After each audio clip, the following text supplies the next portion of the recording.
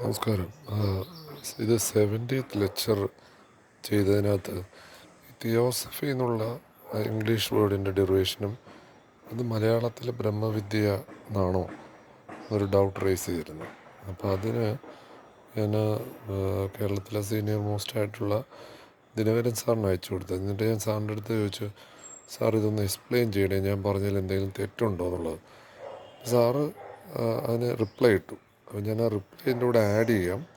അപ്പോൾ ആ ലെക്ചറിൻ്റെ കൂടെ ഈ ബ്രഹ്മവിദ്യ എന്നുള്ള വാക്ക് എങ്ങനെയാണ് നമ്മൾ കേരളത്തിൽ അത് യൂസ് ചെയ്യുന്നതെന്നുള്ള കണക്ഷൻ സാറ് പറയുന്നുണ്ട്.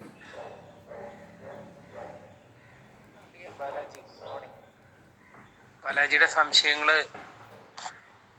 ഞാൻ ശ്രദ്ധിച്ചു കേട്ടു. അതിൽ ആദ്യം ഒരു തിരുത്ത് പറഞ്ഞോട്ടെ. തിയോസഫിക്കൽ സൊസൈറ്റി ഫോം ചെയ്യപ്പെട്ടത് 1875 19-ാം നൂറ്റാണ്ടിലാണ്, 18-ാം നൂറ്റാണ്ടിലല്ല.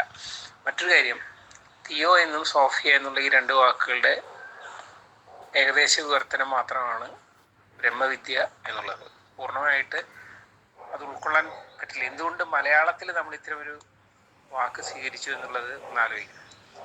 തിയോസഫിക്കൽ സൊസൈറ്റിയേക്കാൾ കൂടുതൽ അന്ന് പ്രചാരത്തിലുണ്ടായിരുന്ന തിയോളജിക്കൽ സൊസൈറ്റീസാണ് കേരളത്തിലെ മിഷണറീസിൻ്റെ പ്രവർത്തനപരമായിട്ടുള്ള തിയോളജി, ദൈവശാസ്ത്രം പഠിപ്പിക്കുന്ന അവരുടെ സെമിനാരികളും അതുപോലെ തന്നെ അവരുടെ വികാരി അച്ഛന്മാരും പാതിരിമാരും ഒക്കെ ചേർന്നിട്ട് പഠിപ്പിക്കുന്ന ദൈവശാസ്ത്രം. ഇത് രണ്ടാണ് എന്ന് നമുക്ക് പറഞ്ഞു കൊടുക്കേണ്ടി വരും. അപ്പോൾ അതിന് വളരെ സങ്കുചിതമായ ഗോഡ് എന്നുള്ളൊരു ടേം നമ്മൾ എടുക്കാതെ, തിയോസഫിക്കൽ സൊസൈറ്റി തന്നെ ബാലാജിക്ക് അറിയാവുന്ന പോലെ ക്യാപിറ്റൽ ജി ഉണ്ട്, സ്മോൾ ജി ഉണ്ട്. ശരിക്കും പറഞ്ഞാൽ ഇതിനെല്ലാം ഉപരിയായിട്ടുള്ളൊരു സുപ്രീം റിയാലിറ്റിയെ കുറിച്ചാണ് ഈ ബ്രഹ്മം എന്ന് വാക്കുകൾ ഉദ്ദേശിക്കുന്നത്.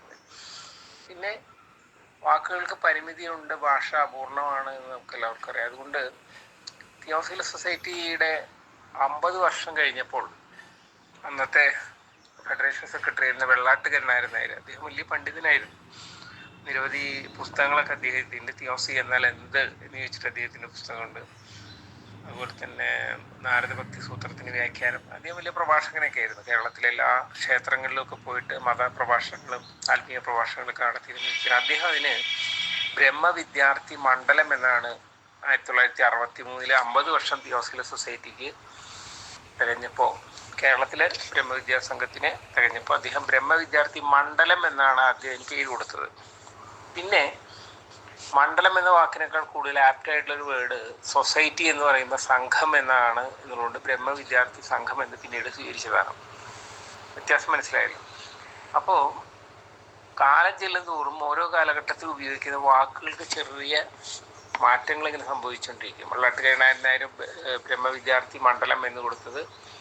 പിന്നെ നമ്മളെല്ലാം സ്റ്റുഡൻസ് ആണ് എന്നുള്ളത് കൊണ്ട് ആരും ജ്ഞാനികളോ ഗുരുവോ ആയിട്ടൊന്നും പോസ് ചെയ്യാത്തതുകൊണ്ട് നമ്മളെല്ലാം വിദ്യാർത്ഥികളായതുകൊണ്ട് ബ്രഹ്മവിദ്യാർത്ഥി മണ്ഡലം എന്ന് അദ്ദേഹം കൊടുത്തു.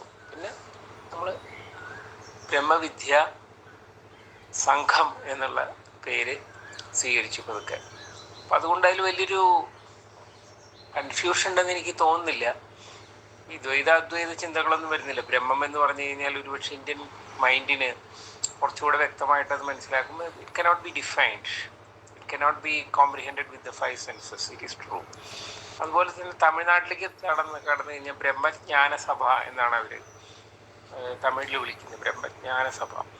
പക്ഷേ നമ്മൾ മറ്റൊരു രീതിയിൽ അതിൻ്റെ അർത്ഥം എടുത്തിരുന്നെങ്കിൽ വളരെ കൺഫ്യൂസ് ആകുമായിരുന്നു. നമ്മുടെ കേരള സൊസൈറ്റിയിൽ ദൈവജ്ഞാന സഭ എന്നോ ദൈവശാസ്ത്ര സഭ എന്നോ ദൈവശാസ്ത്ര സംഘം എന്നൊക്കെ ഇട്ട് കഴിഞ്ഞാൽ അതെല്ലാം ഒരു ഇവാഞ്ചലിക്കൽ മൂവ്മെൻ്റ് ആയിട്ട് ഇതിനെ തെറ്റിദ്ധരിക്കാൻ ഇടയുണ്ട്.